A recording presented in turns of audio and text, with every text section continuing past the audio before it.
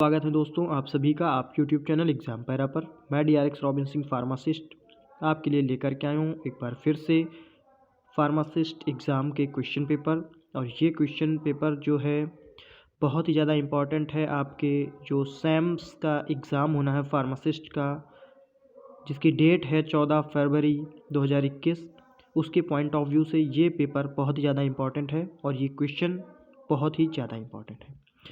तो शुरू करेंगे हम अपना आज का ये सेशन और हमारा पहला क्वेश्चन स्टार्ट होता है जाकर के, in tablet manufacturing talc is used as.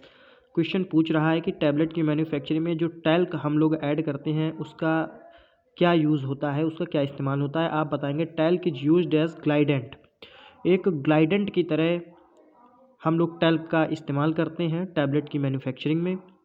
पढ़ेंगे अगले क्वेश्चन की तरफ। ग्लिसरीन और sorbitol is added to gelatin in the preparation of soft gelatin capsule as. देखिए जो ग्लिसरीन अथवा जो सॉर्बिटॉल होता है उसको हम लोग ऐड करते हैं जिलेटिन में। किस जिलेटिन में? जब हम लोग सॉफ्ट जिलेटिन कैप्सूल बना रहे होते हैं तब, ठीक है। यानी सॉफ्ट जिलेटिन कैप्सूल जब हम लोग बना रहे होते हैं तो जब उसमें जिलेटिन में हम लोग ग्लिसरीन या सॉर्बिटॉल को ऐड कर देते हैं तो उसका क्या फंक्शन होता है, क्या कार्य होता है। आप आंसर करेंगे जाकर के प्लास्टिसाइजर। देखिए प्लास्टिसाइजर का मतलब हो गया जाकर के एक तरीके से फ्लेक्सिबिलिटी प्रोवाइड करवाना जाकर के आपके जो सॉफ्ट जिलेटिन कैप्सूल होता है। जब भी आप देखिए सॉफ्ट जिलेटिन कैप्सूल को ओपन करते हैं तो वो फ्लेक्सिबल होता है, स्मूथ होता है और ये फ्लेक्सिबिलिटी जो है प्लास्टिसाइजर से मिलती है। ओके, पढ़ेंगे अगले क्वेश्चन की तरफ से। और ये देखिए सभी क्वेश्चन मोस्ट इंपॉर्टेंट क्वेश्चन है और ये मान के चलिए ज़्यादा से ज़्यादा प्रोबेबिलिटी है इन क्वेश्चंस की आपके एग्ज़ाम्स में आने की, ठीक है। जो आपके अपकमिंग एग्ज़ाम्स हैं फार्मासिस्ट का, देखिए जो कि मैं सैम्स की बात नहीं कर रहा हूँ, आप चाहे सेंट्रल गवर्नमेंट का दीजिए पेपर या किसी भी स्टेट गवर्नमेंट का दीजिए, तो ये जो क्वेश्चंस हैं ये बहुत ज़्यादा इंपॉर्टेंट है, ठीक है। देखिए क्वेश्चन नंबर 3 क्या है, principle of size reduction in ball mill is. देखिए बॉल मिल में जो प्रिंसिपल होता है साइज रिडक्शन का वो क्या होता है। साइज रिडक्शन चैप्टर आप सभी ने पढ़ा होगा, ठीक है। ये फार्मास्यूटिक्स फर्स्ट में चैप्टर है, diploma pharmacy first year. Okay, तो इसका आंसर क्या आ जाएगा जाकर के, combination of impact and attrition, ठीक है। Principle of size reduction in ball mill is combination of impact and attrition. बढ़ेंगे नेक्स्ट क्वेश्चन की तरफ। Question number 4, Schick test is done to detect immunity against. देखिए जो सिक टेस्ट होता है उसको हम लोग किसके अगेन इम्यूनिटी डिटेक्ट करने के लिए करते हैं, मतलब सिक टेस्ट हम लोग किस बीमारी के लिए करते हैं, आप ऐसा समझ लीजिए। तो आप आंसर करेंगे डिप्थीरिया। जब आपको ये चेक करना होगा कि ऐसा तो नहीं कि हम लोग कोई कैंडिडेट डिप्थीरिया से ग्रसित है, किसी को डिप्थीरिया हो जाए, तब हम लोग जो है सिक टेस्ट करते हैं। कौन सा टेस्ट करते हैं? सिक टेस्ट करते हैं। ओके, फिर बढ़ेंगे हम लोग अगले क्वेश्चन की तरफ, क्वेश्चन नंबर 5 की तरफ। Eugenia caryophyllus is the botanical name of. देखिए यूजीनिया कैरियोफाइलस पूछ रहा है किसका बोटेनिकल नेम है, तो आप बताएंगे जाकर के Eugenia caryophyllus is the botanical name of clove. किसका? क्लोव, यानी क्लोव का जो बोटेनिकल नेम है वो है यूजीनिया कैरियोफाइलस, ठीक है, यूजीनिया कैरियोफाइलस। फिर हम लोग बढ़ेंगे नेक्स्ट क्वेश्चन की तरफ। Who among the following is not an ex officio member of central council of pharmacy council of India. देखिए जो सेंट्रल में फार्मेसी काउंसिल ऑफ इंडिया है, PCI जो है, उसमें एक्स ऑफिशियो मेंबर में से इनमें से कौन सा नहीं है। देखिए जब ऐसा आपसे पूछता है इनमें से कौन सा नहीं, तो आपको ये पता होना चाहिए कि कौन कौन से मेंबर एक्स ऑफिशियो मेंबर की लिस्ट में आते हैं, ठीक। अगर आपको ये पता है तो आप आसानी से बता सकते हैं, इजली आप बता देंगे कि इनमें से कौन सा नहीं है। तो इसमें से चाहे कोई भी ऑप्शन रख दें, आपको बस ये पता होना चाहिए कि कौन कौन से एक्स ऑफिशियो मेंबर होते हैं। तो इसमें से जैसे इन लोगों ने दे दिया था health secretary government of India, ठीक है। 4 ऑप्शंस में से 3 ऑप्शंस जो थे वो एक्स ऑफिशियो मेंबर जो हैं उनके थे, और एक जो ये है हेल्थ सेक्रेटरी, एक ये जो आपके सामने पड़ा है health secretary government of India, ये एक्स ऑफिशियो मेंबर नहीं होता है central council of pharmacy council of India का, ठीक है।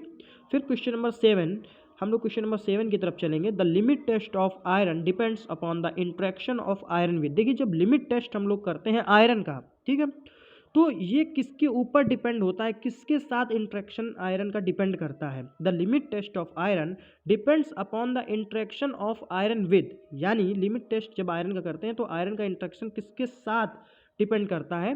तो आप आंसर करेंगे thioglycolic acid. Most important question for the upcoming pharmacist exam. Point of view से।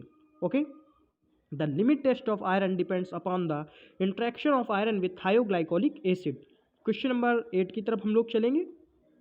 इन relation to emulsion, formation of a layer of relatively concentrated emulsion above और below the surface is known as. देखिए क्या होता है, ये आपसे पूछना चाह रहे हैं कि जो इमल्सन है उसमें अगर फॉर्मेशन हो जाए किसी लेयर की, अब आप इमल्सन तो समझ ही रहेंगे, दो जो आपके लिक्विड फेस होते हैं उसमें से एक ऑयल होगा एक वाटर होगा, दोनों को मिक्स कर देंगे तो ये आपका इमल्सन बन जाएगा। ठीक है, और इमल्सन की स्टेबिलिटी के भी बहुत सारे पैरामीटर्स होते हैं, तो उनमें से जो ये पूछ रहे हैं कि अगर उस इमल्सन में क्रीमी लेयर बन जाए, चाहे वो बिलो बने या एबव बने, चाहे वो ऊपर बने जा करके या नीचे कहीं बन जाए। ठीक, तो इस कंडीशन को क्या कहेंगे हम लोग, आप आंसर करेंगे क्रीमिंग। ठीक है, क्रीमिंग यानी अगर relation in relation to emulsion, अगर इमल्सन की बात करें और इमल्सन में अगर कोई लेयर बन जाती है, आप इतना रखिए इमल्सन में अगर कोई लेयर बनती है तो वो क्रीमिंग होगी। ठीक है, इस कंडीशन को क्या कहेंगे, क्रीमिंग।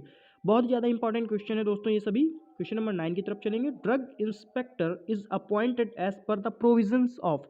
देखिए आपसे पूछ रहा है जो DI है आपका ड्रग इंस्पेक्टर, इसको जो अपॉइंट किया जाता है तो उसका क्या प्रोविज़न है, आप बताएंगे drug and cosmetic act 1940 and rule 1945।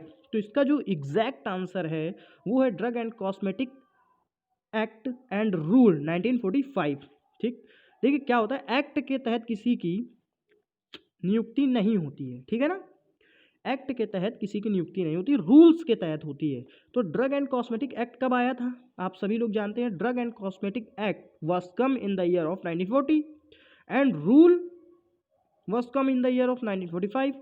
Okay, तो रूल जो है 1945 जो रूल है इसी के तहत ड्रग इंस्पेक्टर की नियुक्ति होती है। ठीक है, फिर बढ़ेंगे हम लोग क्वेश्चन नंबर 10 की तरफ। Presence of lignified trichomes is the characteristics microscopic feature of. देखिए प्रेजेंस ऑफ लिग्निफाइड ट्राइकोम्स, जो लिग्निफाइड ट्राइकोम्स होते हैं ये कैरेक्टरिस्टिक्स माइक्रोस्कोपिक फीचर, जब माइक्रोस्कोप से देखेंगे हम लोग तो ये किसका फीचर होता है, तो आप बताएंगे जाकर के नक्स वोमिका। नक्स वोमिका का जो फीचर्स है वो है प्रेजेंस यानी उपस्थिति होना लिग्निफाइड ट्राइकोम्स। ठीक है, लिग्निफाइड ट्राइकोम्स प्रेजेंट होते हैं जब आप माइक्रोस्कोप के नीचे देखेंगे नक्स वोमिका को रख करके।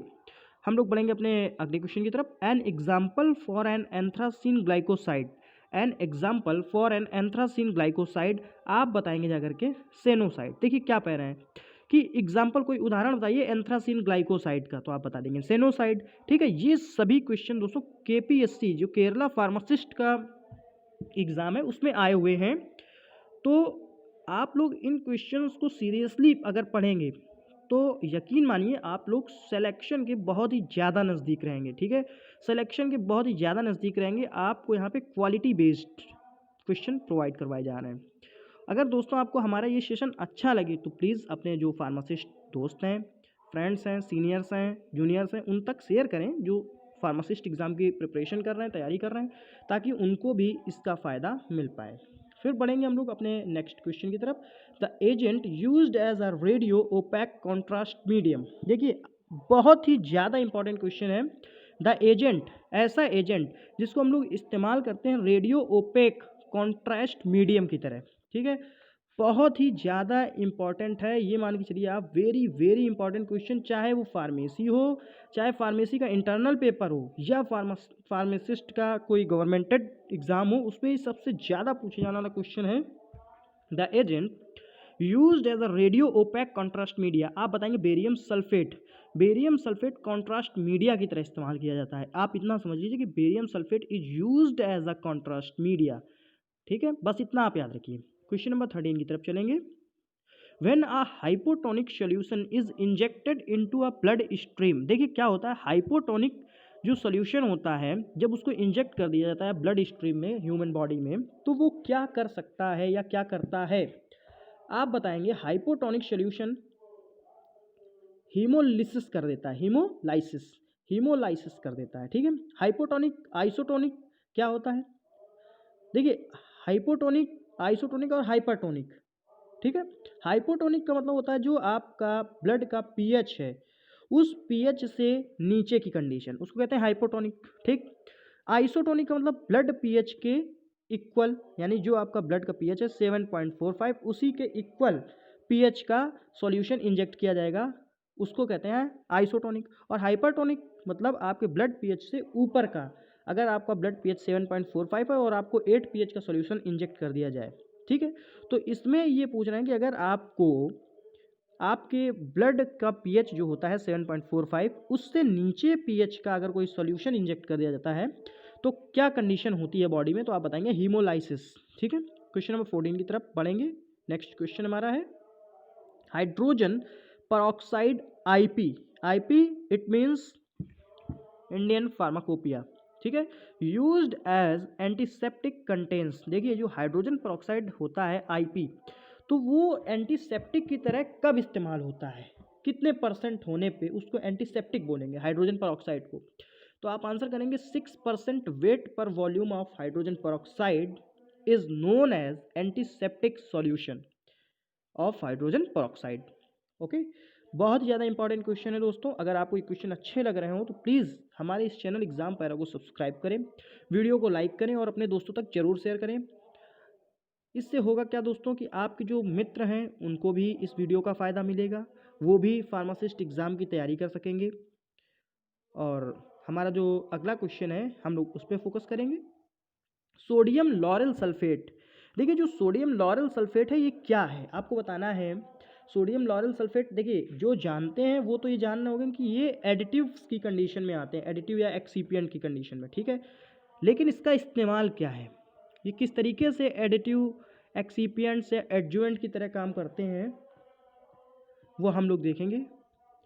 तो ये होता है anionic surface active agent. Anionic surface active agent, surface active agent anionic होता है।